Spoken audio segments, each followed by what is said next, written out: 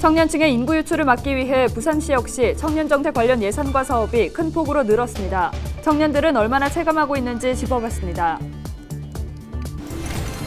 금정구 서동의 한 주택 3층에서 불이 나 60대 집주인이 화상을 입었고 주민 한 명이 연기를 흡입해 인근 병원으로 이송됐습니다. 경찰과 소방당국은 정확한 화재 원인을 조사하고 있습니다.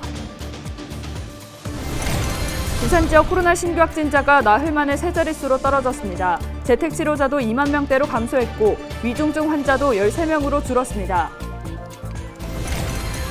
드론과 인공지능에 기반한 해양 쓰레기 자동 분석 모니터링 체계가 도입됩니다. 해양 쓰레기 수거와 처리에 효율적인 관리가 가능해질 것으로 보입니다.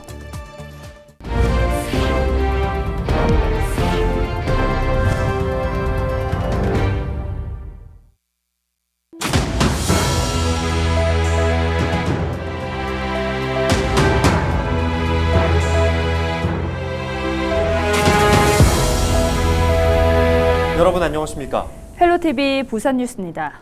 청년층의 인구 유출을 막기 위해 부산시 역시 다양한 청년 정책을 쏟아내고 있습니다. 청년 정책 관련 예산과 사업이 큰 폭으로 늘었는데 청년들은 얼마나 체감하고 있을까요? 차선영 기자가 보도합니다.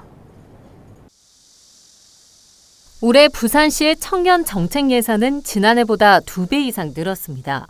2019년 920억 원이었던 청년 예산은 올해 1,950억 원에 달합니다. 관련 사업도 큰 폭으로 증가했는데 지난해 73개였던 청년 정책 사업은 올해 121개가 추진됩니다. 특히 부산시는 대학 교육혁신과 함께 청년 인재를 키워 나가겠다며 지자체와 산업체, 학계의 협력을 강조하고 있습니다. 우리 시도 지산학 협력 정책이 죽어가는 지역 대학을 살리고 청년층의 인구 유출을 막아 부산 대도약의 원동력이 될 수 있다는 판단 아래 대학과 기업, 청년 등 현장의 목소리를 듣고 반영하여 이와 함께 시는 부산 콘텐츠 산업과 블록체인 등 소위 말하는 미래 산업 중심 인재 양성에 집중하고 있습니다. 그렇다면 실제 청년들은 부산시의 청년 정책에 대해 어떻게 평가하고 있을까? 큰 폭으로 확대된 예산만큼 소종 다분야로 청년 정책 사업이 쪼개져 이제는 정책의 선택과 집중이 필요하다는 목소리입니다. 대상 수로 봐도 이제 한 10%, 청년 인구 10% 정도가 이제 받을 수 있는 거기 때문에 사실 체감도가 낮을 수밖에 없어요. 제일 중요한 건 규모의 문제인 것 같아요. 지금 굉장히 다사업이 되고 있는 모습들에서도 사실 예산이 한정돼 있으면은 좀 대표적인 문제를 해결하기 위한 메인 과제를 발굴해서 그것부터라도 우선 해결해야 된다라는 생각을 저는 하고 있고. 오히려 부산의 좋은 청년 정책으로 광역시 최초로 시도돼 전국으로 확대된 월 20만 원씩 최대 12개월을 지원하는 청년 월세 지원 사업을 꼽았습니다. 또 우울증을 겪는 청년들의 마음 건강 문제를 시간과 상관없이 1대1로 전문가에게 상담받을 수 있는 청년 마음 건강 사업이 만족도가 높습니다. 청년들을 위한 종합적인 지원 정책도 물론 필요하지만 단기적인 지원이라도 체감도를 높일 필요가 있다는 겁니다. 부산시는 2017년 청년 기본조례 제정을 계기로 청년 정책이 처음 시행됐습니다. 짧은 시간 내 빠르게 제도화되고 있다는 평가지만 아직은 다수의 부산 청년들을 붙잡기엔 보완해야 할 부분도 많아 보입니다. 헬로티비 뉴스 차선영입니다. 부산시와 부산은행이 부산 청년들의 목돈 마련을 위해 업무 협약을 맺고 부산 청년 기쁨 2배 통장을 출시합니다. 부산 청년 기쁨 2배 통장은 최대 540만 원까지 저축할 수 있고 부산시가 저축액만큼 지원하고 발생 이자까지 더하면 만기 수령액은 최대 1,110만 원입니다. 시는 청년이 약정한 저축액과 적립기간에 맞춰 청년의 저축액과 동일한 금액을 지원합니다. 지원 대상은 부산시에 주민등록이 돼 있는 만 18세 이상, 만 34세 이하 청년 4,000명으로 공고일 기준 시 소재 사업장의 재직 또는 창업해 소득이 발생한 고용보험 가입자여야 합니다. 6일 새벽 3시 30분쯤 금정구 서동의 한 주택 3층에서 불이 났습니다. 이불로 60대 남성 A씨 등 2명이 화상과 연기를 흡입해 인근 병원으로 이송됐습니다. 또 소방서 추산 500만 원 상당의 재산 피해가 발생했습니다. 경찰과 소방당국은 정확한 화재 원인을 조사하고 있습니다. 더불어민주당 기장군수 후보로 우성빈 기장군 의원이 선출됐습니다. 민주당 기장군수 후보를 선출하는 국민참여 경선에는 우성빈 의원을 포함해 김민정 전 시의원 등 총 4명이 참여했습니다.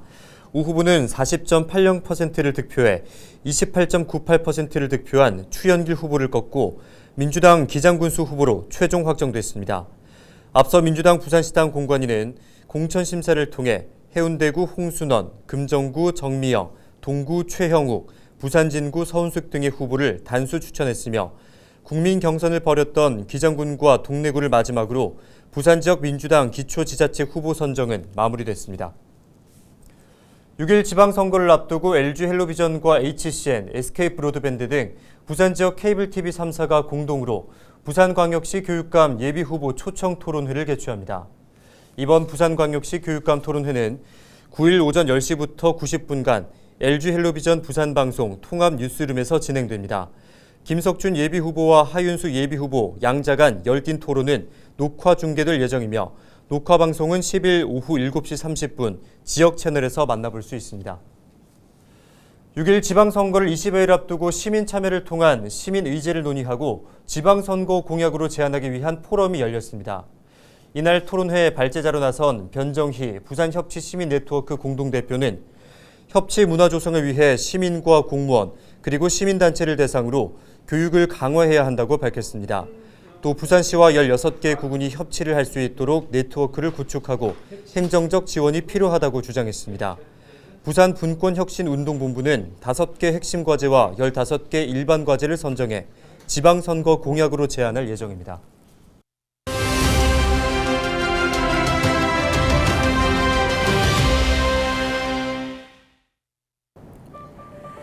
통계청 소비자 물가 동향을 보면 지난 4월 외식 물가 지수는 1년 전보다 6.6% 올라 한 달 전 오름폭을 이어갔습니다. 갈비탕은 1년 전보다 12.1% 상승했고 생선회가 10.9%, 김밥도 9.7%나 올랐습니다.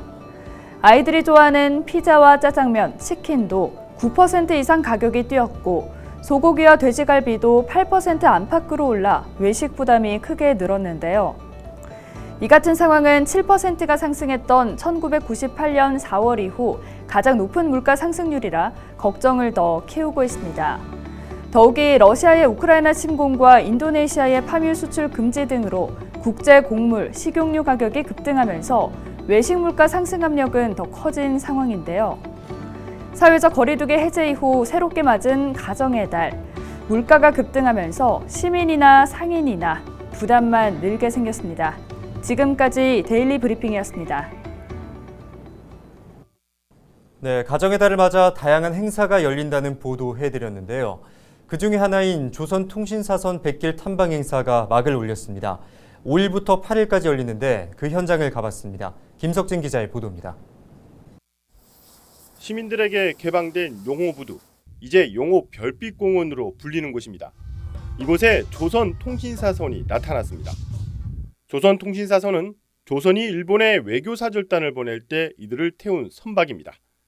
선박의 길이만 34m에 달하고 너비는 9.3m, 돛대 높이는 22m나 됩니다. 지난 2018년 문화재청이 목조배를 그대로 재현한 겁니다. 조선통신사 축제가 3년 만에 남구에서 대면으로 개최됩니다. 올해 주제는 회복과 평화로 코로나19를 극복하고 평화의 바람을 맞는다는 의미를 갖고 있습니다. 기존에는 저희가 용두산공원과 중앙동 일대에서 대형 퍼레이드 중심으로 한 축제 행사를 진행하였는데 그동안 코로나로 인해 가지고 그렇게 대규모의 행렬 진행이라든지 큰 규모 행사를 진행하기 어렵다라고 판단을 해서 소규모로 좀 진행할 수 있는 행사로 준비를 하다 배 선박이 배가 정박이 가능하고 그리고 공연을 할 수 있는 곳이 어디에 있을까 찾아본 결과 여기 남구 용호 별빛공원을 선정을 해서 축제의 중심인 통신사 행렬과 통신사선 탐방도 용호 별빛공원에서 펼쳐집니다. 조선통신사선은 5일부터 8일까지 하루 3차례 매회 50여 명의 시민들을 태우고 5, 6도까지 탐방길에 나섭니다. 운항 시간은 1시간 반 정도로 기상 상황에 따라 변경될 수 있습니다. 행렬 퍼레이드는 하루 마지막 운항인 오후 3시부터 시작됩니다. 이 밖에도 공원에서는 가정의 달을 맞아 한일 어린이 미술 대회와 거리 공연 등이 펼쳐지고 다양한 체험 행사도 즐길 수 있습니다. 한편 조선통지사전 백길 탐방은 지난달 18일 선착순으로 사전 예약 신청을 받은 결과 수분 만에 600명이 마감됐습니다. BTV 뉴스 김석진입니다. 5월 6일 0시 기준 부산 지역 신규 코로나 확진자는 866명으로 나타났습니다. 지난 1일 이후 나흘 만에 세 자릿수로 떨어졌습니다. 재택치료자는 2만여 명으로 감소했고 이 가운데 집중관리군은 8.5%, 1,800여 명입니다. 위중증 환자는 13명으로 중증 치료 병상 가동률은 15%대를 유지하고 있습니다. 지난 5일 기저질환이 있는 70대에서 80대 확진자 3명이 숨지면서 전체 사망자는 2,070여 명으로 집계됐습니다.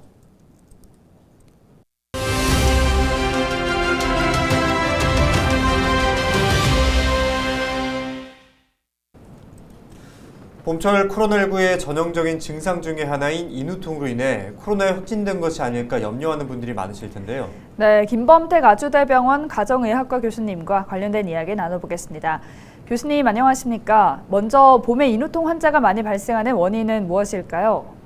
네, 인후는 일종의 교차로라고 볼 수 있습니다. 코, 입, 기관지들이 서로 교차하는 곳인데요. 그곳 어디에도 염증이 있어도 문제가 될 수가 있어요. 특히 봄에는 이제 일교차가 심해지고 건조해져서 몸이 적응해지기가 힘들어지고 면역도 약해지고 또 공기 중에 미세먼지라든가 황사가 많아지고요. 꽃가루라든가 진먼지 진드기, 알레르기를 일으키는 각종 물질이 많아지기 때문에 염증이 잘 생길 수 있고 또 최근에 또 코로나가 좀 풀리면서 모임이 많아지시고 음주를 많이 하시는 것도 또 관련이 있겠습니다. 네, 인후통의 원인에는 코로나19 감염만 있는 것이 아니라 다양한 질환이 있다고 하는데요. 자세하게 살펴주시죠. 네, 요즘 인후통이 생기는 중요한 원인이 코로나 바이러스지만 병원에서 검사를 하시다 보면 코로나가 아닌 단순한 감기도 점점 늘어나고 있고요. 알레르기성 비염이라든가 부비동염, 만성 비염으로 인한 호기로로 인해서 한 인후통, 그다음에 역류성 식도염으로 인한 인후통 같은 것도 많이 발생하고 있습니다. 네, 마지막으로 인후통 증상이 나타났을 때 대처 방법에 대해 알려주신다면요. 네, 일반적인 건강 관리를 잘 지켜주시면 좋겠습니다. 충분히 휴식을 취해 주시고요. 잠을 잘 주무시고 단백질과 비타민C가 풍부한 채소나 과일을 많이 드시는 것이 좋겠고요. 실내 공기를 자주 환기시켜 주시고 봄 공기가 가을 공기만큼 건조한 만큼의 가습기를 좀 이용하셔서 실내 습도를 좀 높여주시는 것도 좋을 것 같습니다. 충분히 물을 잡수시고 그다음에 말을 삼가하시는 이렇게 휴식을 좀 취해 주시고 그다음에 호두를 자극하는 흡연이라든가 음주는 물론이고 과식이라든가 맵고 짠 음식을 좀 삼가해 주시는 게 도움이 될 수 있고 목이 칼칼하실 때는 가글 같은 거를 좀 사용해 주시는 것도 좀 도움이 되실 수가 있고요. 인후통이 많이 심하실 때는 진통제를 잡수시거나 또 증상에 따라서 해열제나 소염 진통제 같은 것들 한번 써보실 수도 있을 것 같아요. 또 급성 후두염 같은 경우에는 바이러스가 주로 원인이기 때문에 외출하실 때는 이제 마스크 꼭 쓰시고 외출 다녀오신 다음에는 손 씻기 등 개인 위생에 신경을 쓰신다 그러면 예방이 가능하겠습니다. 네, 인후통 증상과 대처 방법에 대해서 이야기 나눴습니다. 오늘 말씀 고맙습니다. 지금까지 김범택 가정의학과 교수와 이야기 나눴습니다.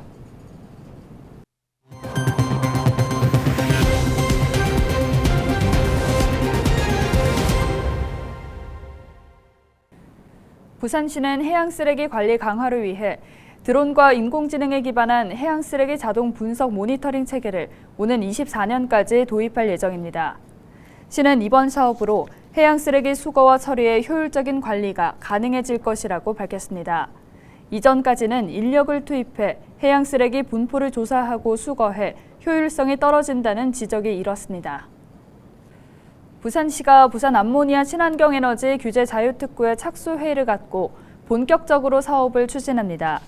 이번 사업은 총 사업비 336억 원으로 암모니아를 친환경 선박 연료로 활용하기 위한 신기술 실증 사업이 추진됩니다.